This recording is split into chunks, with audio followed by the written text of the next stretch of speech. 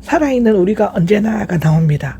앞절 반복해서 강조하고 있는데 살아있는은 죽음의 의미를 더욱 분명히 드러내고 있으며 살아있는 우리가 예수를 위해 고난을 당하고 죽으면 예수의 생명은 그의 죽은 몸에 나타난다는 것인데 그것은 우리의 죽은 육체가 영적인 것으로 변화되는 것을 의미합니다. 고린도전서 15장에도 나옵니다. 예수님 때문에 언제나 죽음에 넘겨지는 것은 나오는데 곧 바울이 계속해서 죽음에 직면하고 있음을 의미하는데요. 실제로 바울은 언제나 순교의 각오를 하고 있었으며 주님의 생명의 능력이 또한 그의 죽은 몸에 함께 나타나는 것인데 이것은 그가 영적으로 살아있음을 증거하고 있습니다. 이런 경험을 통해 그는 점점 그리스도를 닮아가게 되었죠.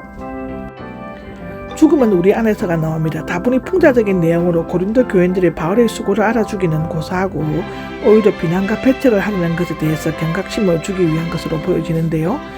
그리스도께서 자신의 고난과 죽으심을 통해 사람들에게 생명을 나눠주셨듯이 바울도 하나님께서 자신의 고난 그 안에서 역사하는 죽음 또 역시 고린도 교인들 속의 영적 생명이 역사하도록 하시는 수단이 되게 해주실 수 있다고 믿었다고 고린도후서 1장, 에베소서 3장, 골로새서 1장 24절, 디모데후서 2장 10절에는 기록되어져 있죠. 기록된 대로라고 13절에 나오는데 바울은 이러한 고난을 견디도록 만든 원인을 설명하기 위해 시편 116장 10절을 인용하였습니다. 여기에서 시편 기자는 절망적인 질병과 죽음 가운데서 자신을 건지시는 하나님에 대한 확신을 고백했는데 바울도 이런 확신을 가지고 있었으므로 시편 기자처럼 내가 믿는다 라고 말할 수 있었습니다. 믿음의 똑같은 영 바울은 다윗의 고난 가운데서 성립케 해주신 영과 똑같은 믿음의 영 성령을 자신도 소유하고 있었기 때문에 정리를 확신하며 또한 그것을 고린도 교인들에게 말하는 것이었는데 믿는 것과 말하는 것은 구원사역에서 매우 중요한 일의 요소인데요. 예수님이 주님이시라는 것은 마음으로 믿는 사람은 입술로 말하고 다른 사람에게 말해야 한다고 하는 것입니다. 왜냐하면이 나오는데 그리스도인이 이와 같은 믿는 것을 말할 수밖에 없는 것은 주 예수와 똑같은 길을 가야만 하기 때문입니다. 주 예수께서 고통을 당하시고 다시 사시고 아버지 앞에 서신 것까지 그리스도인도 똑같이 되기 때문인데요. 바울이 온갖 죽음의 위협과 고난을 기꺼이 당하면서도 참을 수 있었던 것은 예수님께서 십자가의 고난을 당하시고 부활하신 것처럼 자신도 현재 고난을 당하지만 미래의 자신도 죽음에서 일으켜질 것이라는 사실을 확실히 믿었기 때문이죠. 여러분을 위한 것입니다 라고 15절에 기록되어져 있죠. 바울이 당한 이 모든 고난이나 믿음, 전도 활동도 모두 고린도 교인들을 위해 하는 것이었다는 것입니다. 즉 그들이 구원받고 모두 하나님 앞에서 서게 되는 것이 그의 목적이요 소원이었는데 바울은 여전히 자신이 예수님을 위해 고난을 받았다고 말한 것은 그가 교회와 그리스도를 동일시하고 있음을 보여줍니다. 그리스도의 몸인 교회에 대한 바울의 사역은 그리스도께 대한 사역이기 때문이죠. 은혜가 점점 더라고 하는 것은 바울이 온갖 고난을 당하면서도 복음을 전했던 유효한 목적을 밝히고 있습니다. 그것은 곧 하나님의 은혜가 바울이 선포하는 복음을 통해 점점 더 많은 사람에게 풍성하게 퍼져나가 듣고 믿는 사람들이 구원을 받게 되고 넘치도록 감사하면서 하나님께 영광을 돌리도록 하기 위함이었죠. 그가 애쓰고 수고하는 것은 결코 자기 자신을 위한 것이 아니라 오직 다른 사람들과 하나님의 영광을 위한 것이었다고 마가복음 12장 고린도후서 2장에는 나오죠.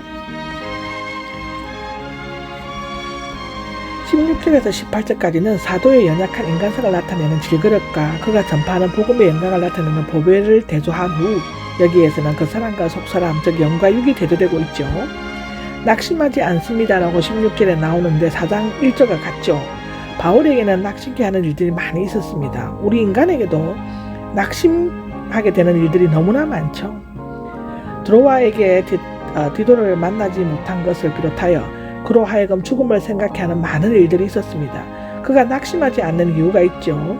첫째는 하나님의 자비하심, 둘째는 하나님께 예수님과 함께 우리를 일으켜 주실 것 때문이고 셋째는 하나님의 은혜가 풍성하게 퍼져나가 넘치는 감사로 하나님께 영광을 돌릴 수 있기 때문입니다.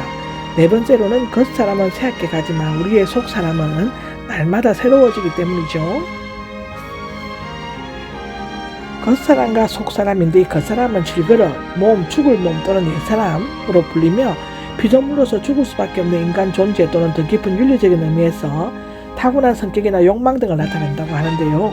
그런 것은 생성, 노화, 소멸의 원리에 따라 육체의 내세와 함께 점차 쇠약해 갑니다. 속사람은 새로운 피조물, 새 사람과 동일하며 우리의 속에 새로 창조된 참다운 자 또는 믿음으로 거듭나는 사람의 영을 받은 본래의 존재를 나타내죠. 여기 날마다는 생의계의 표현법으로 매일같이 날마다 한결같이라는 뜻이죠. 여기 새로워지고 있습니다인데 새롭게 되다 거듭나다의 뜻으로 거듭난 영혼이 성령의 능력으로 말미암아 영적으로 지적으로 새로워지고 그리스도의 장성한 분량에까지 이르게 되는 것입니다. 옛사람과 새사람은 그리스도의 현실적인 모습이죠. 바울은 육체적으로 점차 쇠약해지는 것을 느끼고 있었지만 영적으로 날마다 새롭게 하시는 성령의 사역을 체험하고 있습니다. 점차 그리스도를 닮아가고 있는 것이죠. 잠시 겪고 있는 가벼운 고난, 엄청난 영원한 영광이 나오는데 질그릇과 보배, 그 사람과 속사람에 이어 가벼운 고난과 영원한 영광이 비교되고 있죠. 하나님께서는 그리스도를 닮아가도록 하기 위해 고난을 통해 다시 새롭게 하는 과정을 추진하신 것입니다. 베드로전서 4장에도 나옵니다. 바울은 자신이 겪었던 고난과 매우 극심하고 힘으로 견뎌낼 수 없을 정도의 것이었음에도 불구하고 잠시 겪고 있는 순간적인 제한된 시간에 가볍게 얘기하고 있습니다. 여기에서 두 가지 사실이 강조되고 있는데 첫째는 영광을 얻기 위해서는 고난을 겪어야 한다고, 둘째는 장차 받게 될 영광에 비하면 자신이 받는 고난은 오히려 가볍다는 것입니다. 보이는 것, 보이지 않는 것. 여기에서는 보이는 것은 현재고 보이지 않는 것은 영원한 미래를 대조시키고 있습니다. 여기 바라봅니다는 주시하다, 소망하다, 목표를 향하다는데 표대와 어원이 같습니다. 목표를 뚜렷이 주목하여 응시하는 것을 의미하는데 바울은 영원한 하늘나라만을 목표로 삼고 그것을 바라보고 거기에 소망을 두었기에 온갖 고난과 시련 가운데서도 낙심치 않고 주어진 사명을 끝까지 감당할 수 있다는 것입니다.